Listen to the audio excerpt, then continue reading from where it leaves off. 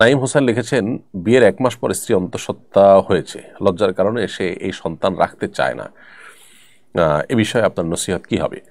প্রথম কথা হলো যে এইরকম লজ্জা ইমানের অঙ্গ নয় যে লজ্জার কারণে মানুষ গুনাহের দিকে ধাবিত হতে হবে। সন্তান মাতৃগর্ভে আসার পর, কনসিভ হওয়ার পর সেটা নষ্ট করা গুনাহের কথা। এটা গুনাহ, লজ্জা নষ্ট করা জায়েজ নয়। লজ্জার অজুহাতে এটা নষ্ট করা আরও গর্হিত কথা। যেই লজ্জা মানুষকে গুনাহের দিকে ধাবিত করে সেই লজ্জা বরং কুফুরির অঙ্গ, সেটা ইমানের অঙ্গ নয়। যেই লজ্জা আমাদেরকে অশ্লীলতা, মন্দ, গুনাহের পথ থেকে বিরত রাখে সেই লজ্জা ইমানের অঙ্গ। বিধায় আমাদেরকে এই ব্যাপারে সতর্ক থাকতে হবে। কেউ যেন তথাগত লজ্জা, মানুষ কি বলবে, এ সমস্ত কারণে আল্লাহকে যেন আমরা নারাজ না করি। মানুষের চক্ষু লজ্জা এটার চাইতেই আল্লাহর অসন্তুষ্টিটা অনেক বড়। বিধায় সেটাকে প্রায়োরিটি দিতে হবে। আল্লাহ আমাদেরকে তৌফিক দান করুন।